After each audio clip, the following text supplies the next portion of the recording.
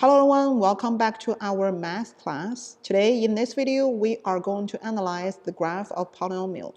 We are going to focus on some key features of polynomial on its graph, such as zero functions and what are the intervals for graph is increasing and which part is decreasing. Very similar to the one we did for quadratic function.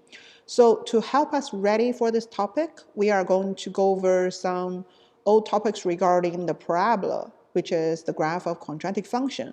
We are going to review zero functions, and we are going to review how do we analyze the increasing interval and decreasing interval for this function. And after that, we're going to transfer these ideas to the graph of polynomial. So let's have a quick review. So in this graph, as you can see, this is a graph of polynomial, and this parabola opens downward. So we're going to analyze several key things here. First is zero function. As we know, zero function is the x-intercepts where the graph touch x-axis. So as you can see, we have two values here, which is x equal -3 and x equal 1. And that's exactly what I mentioned. So zero functions, we call x-intercepts.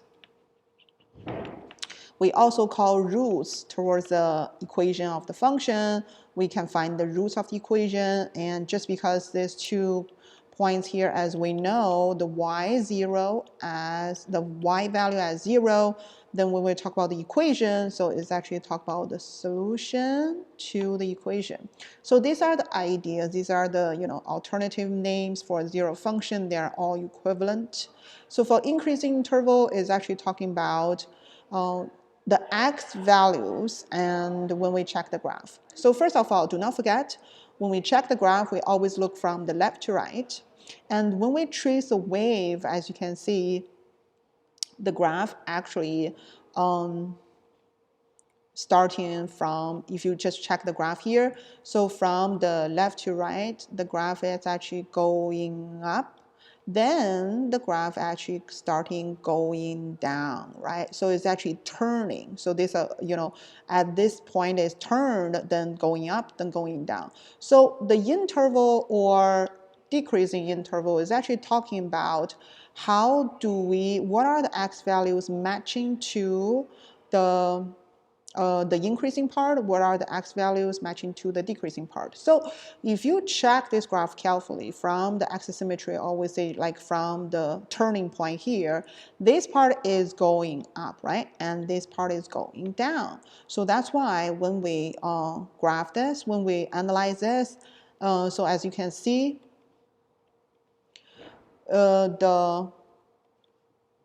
this piece actually increasing, matching to the increasing part, and this piece matching to the increasing part. And we all know, and when we look at the number line, this part is negative infinity, so positive infinity. So when we write down the answer, it will look like increasing interval from negative infinity to -1. And then the graph turning down, so decreasing interval is from -1 to positive infinity. Okay, so that's the idea for that. Now, if you really look at the graph carefully, this is one special example for the polynomial, because as we know, the standard form of the quadratic function is look like this. And I know this is the degree of 2. So the polynomial is also, so the quadratic function also called as a polynomial of degree 2. That's a key feature of the the quadratic function. So in this video, we are going to look at the 2 different graphs, and we're going to use these 2 different graphs to analyze the very similar idea, but we're going to look at a little bit more complicated stuff here. Okay, so let's check these 2 examples. So as you can see, this is like a wave, right? But it's very different from the wave we saw before. Before is a parabola, it's just like a U-shape wave, is sometimes open upward, sometimes open downward. But for these 2 graphs here, as you can see, it's open up and down multiple times. So that's why we're going to analyze it in a different way. But there's one thing always remember is the graph is always, when we check the graph, is always from the left to right. Do not forget that, okay?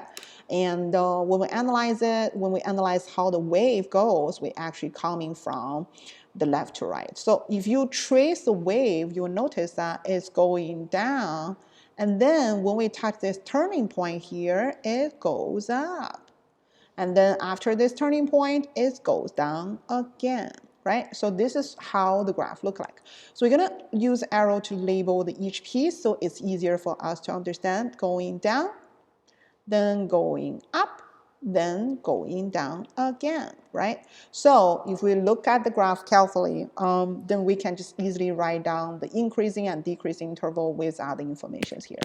So like we said before, zero function is always where the graph touches x-axis. In this case, let's label this. Some student might say, how can I label this with, goes by 2 based on the scale on the y? X and y scale can be different, can be same. Really, it's not a big deal here, but right now let's just focus on how do we analyze the context here, okay? So zero function, for this case, we have 2. 0, and for increasing interval, if you really check carefully, this is the middle piece here is actually the increasing part because it's going up. So that's why when we write down the x interval, the interval for matching to the increasing actually from -1 to 1. So that's why it's -1 to 1. For decreasing, however, we do have 2 pieces. The one piece is from -infinity to -1 because this is going down. And the other piece is actually coming from 1 to positive infinity because this is other pieces. So we have 2 pieces going down. And if you check another graph, look like a W here, we actually have multiple pieces. But again, never changes one thing. We always check the graph from the left to right. And this time, again, from the left to right, it's going down, then going up again, then going down, then going up again. So again, when we analyze this, we always find the x values matching to each part. So if you label the arrow here, you will notice this is going down, then this is up, then down again, then up, right? So we are going to match in each part of this and then write down the final answer. Again, zero function is very straightforward. We just need to check where do they intersect at x-axis. This is the 2 point of the zeros. But when we analyze the increasing interval, you need to pay attention where do they turn. So for this piece, as you can see, let's check the little divider here. It's easier for us to see. For this one is going down, then up. So from the up part is actually from this area, right? So from -1 to 1.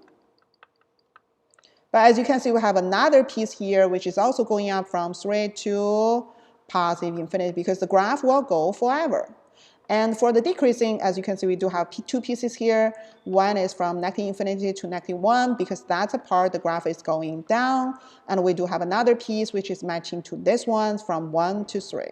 Again, you analyzing the x values that matches how the graph going up or going down. That's how we analyze increasing or decreasing interval for the graph.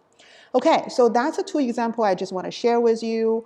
You can quickly check how these 2 graphs is changing, how the polynomial is changing. Polynomial can be, all different kind of waves you can see.